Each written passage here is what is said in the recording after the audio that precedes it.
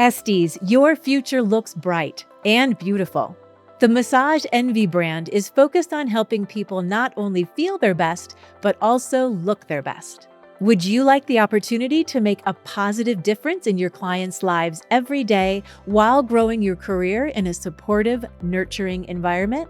Join a welcoming team of like-minded professionals at a Massage Envy franchised location near you.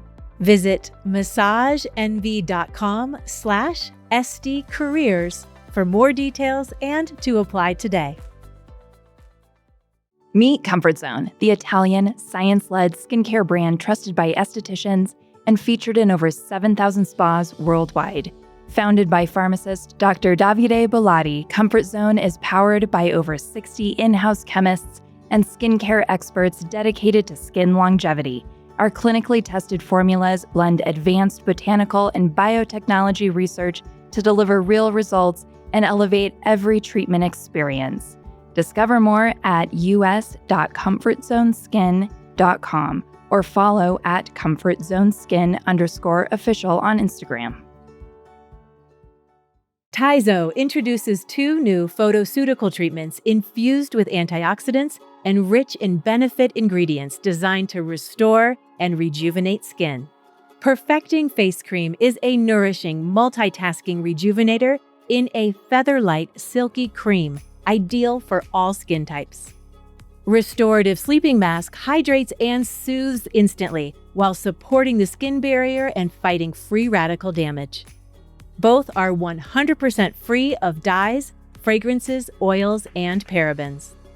For a limited time, enjoy our introductory offer for professionals.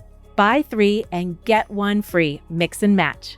Available through TizoPro.com.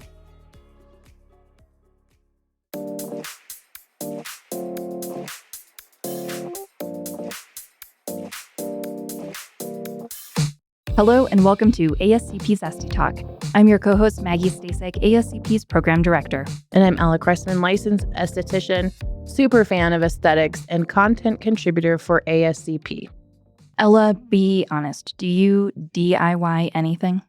In self-care? Yeah, self-care or, Yes, a lot. I DIY a lot of things. I should be called DIW, doing it wrong. No, but I DIY some things. Yeah. Okay. I DIY everything. Do you really? Yes. I DIY my brows, my bikini line. I DIY my hair. You do? Yeah. I do go to the hair salon. I get it cut and colored, and then I go home and Fix it. DIY. Okay, then. Yeah. I'll change my answer. Uh-huh. Yep. Yeah. So I think probably, and we've kind of talked about this, that we're DIYing in the sense that we go home and we trial and error and test, right? Right. Yeah. And in truth, this conversation isn't about judging DIY. This question, it connects to a much bigger shift we're seeing right now in the industry. People are feeling real financial pressure and being more selective with spending. They're looking for control in small personal ways. Are you feeling that or even seeing it in your treatment space? Both. I'm seeing it and I'm feeling it too, because I'm seeing the shift in my treatment room, in the duration of in between appointments is growing, right? So it used to be 4 weeks. I was proud that I had my people coming for every 4 weeks. I was priced in a way that it was accessible and it was dependable and I could count on that. But a lot of my clients, for a lot of reasons, have felt insecure right now, like with everything going on. And so they're afraid to they're bracing, I would say, for something that they just don't know if it's going to come or when it's going to come. And I get that, and I'm down. I support that. Like, I support them. They're still coming to me. But then in turn, I'm nervous because now my financial security is a little bit uncertain. Well, just one, uncertain. Yeah. So I'm like seeing things. You mentioned the hair, and it reminded me. At first, I'm like, yeah, I DIY some things, but I do. I had bangs for a while, and even like the curtain bangs and such. And I was DIYing them so much because you don't want to go back. And I could stretch that out for a couple months, my haircuts, because they're not cheap. Yeah. And I pay full price. I don't trade anymore like I used to when I had space in a salon. And so I'm like, I'll just cut my bangs myself and let me add a little bit more here. Oops, now I got to add a little bit more there. And my hairstylist is like, look, if you don't stop, you're going to have a mullet. I was like, okay, but they're in right now. Yeah, for real. I mean, beauty has become a form of self-care. It's a sense of agency, if you will, and something people can do on their own terms. What I think is interesting is that beauty is something we've talked about that in times of uncertainty or when the economy is experiencing this fluctuation, people are still spending. They're still spending. They're caring, or they're filling their cups, or they're soothing. Yeah. And I think there's something to be said about DIY giving confidence of I can. So not just soothing, making you feel prettier, but also making you feel accomplished. Yeah. So DIY nails, we saw that a lot a couple years ago. DIY peels, that you can do this, or you feel DIY sourdough bread, that I can do this. And same with crafts and things. So when we're bringing it back to beauty, it's emotional for sure. The DIY part of it. Yeah. And I think this isn't just people cutting back, it's that people are just choosing differently. Mm-hmm. Yes, I think so. Yes. Now that where they can just supplement. Yeah. So here's the psychology behind DIY right now. When life feels expensive or unpredictable, people are looking for control. You mentioned that. We have just said that there's this emotional component here a little bit, and small rituals matter. Yeah, because it's something that they are able to, first of all, count on. Second of all, navigate. And they're the captain of that. So their small rituals are really, really important for emotional soothing, but also for calming any kind of uncertainty. So it's something they can count on in an environment where we don't even know what's going to happen tomorrow. Yeah, you're so right. And DIY beauty feels empowering, it's creative, it's personal. Social media makes DIY more accessible, more normalized, less intimidating. We've talked about social media and people posting like their TikTok reels and things like that, doing DIY or get dressed with me or do your facial with me kind of videos. Mm-hmm. And that's so fun. Get ready with me. Yeah, okay. See? I'm not getting dressed with anybody. She doesn't have social media, I'm guys. sorry, I don't know. But yeah, you were on the right page. Just I'm not getting in that room with you. Yes, but I'm sorry to interrupt your thought process. Yeah. Anyways. Yeah, we're addicted to watching it, right? Yeah, we are. Yeah. It's not always right, and we've talked about that, but there's something about it. It draws you in. Okay, let me give a parallel though. So do cooking videos for me. Oh, yeah. So I add, because I'm now going to the store, but I was ordering groceries for a long time. Tell me why I have butter beans and all these like things. I would watch a reel. I'm like, oh, I'm going to do that. Let me order all those things. I have them now. They're about to expire because I didn't get around to it. So word to the wise, like I'm just saying, if it is like a switch or a cutback, be intentional, be like realistic about your DIYs, right? Remember also I bought that at-home IPL laser. Yes. Yeah, I used it twice. That's it? That's it. I will tell you, I see that online all the time. Reviews are off the charts. People say it works. Well, I wouldn't know. I just used it, I think, twice. I don't even know where it is. Okay. Might be in the garage sale pile. Yeah. I'll get to. Anyways, yeah. Okay.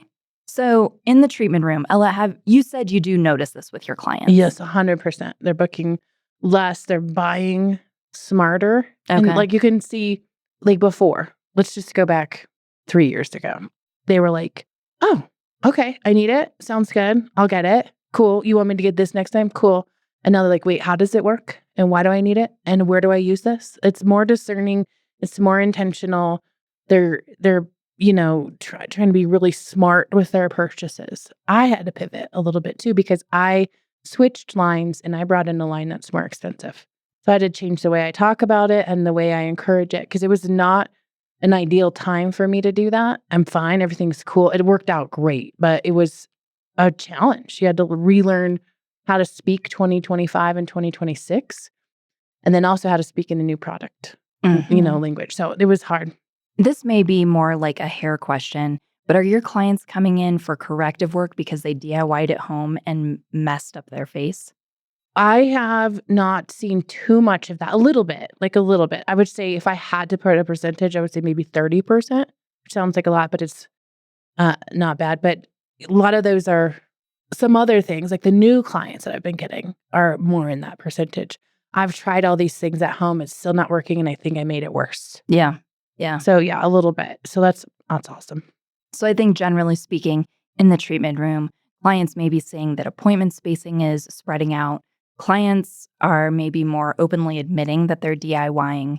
There's less shame and more confidence about it. And I think we can point to social media in helping open the door to that. Would you agree? Yeah, absolutely. And I would also say like allowing them the space to be open about using those things is important. And then re-educating what they should in that arena should and should not do. You want to make your own lip gloss? That's cool.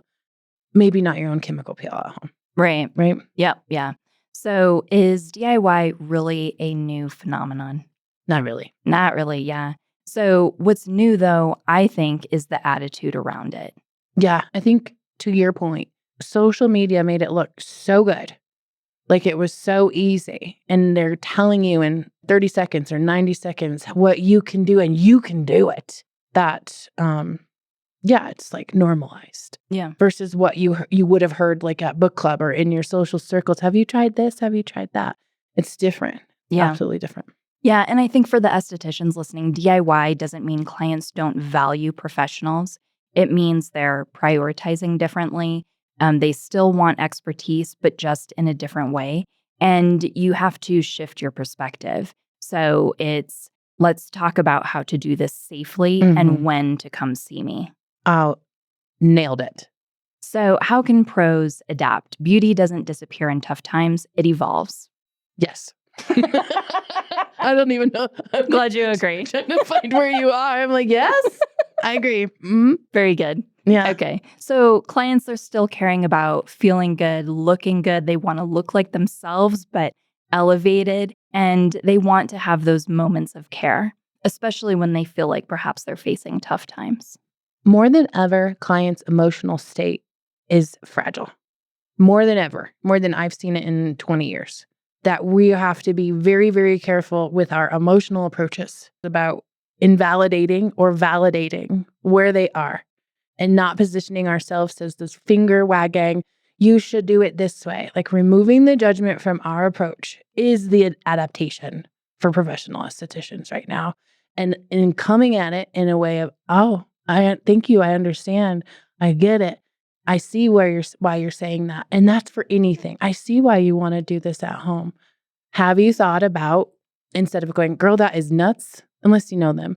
But you know what I'm saying? Like having a compassionate approach is the adaptation for us. Yeah. And equipping them with the proper tools to do it. And that's education, that's ideas.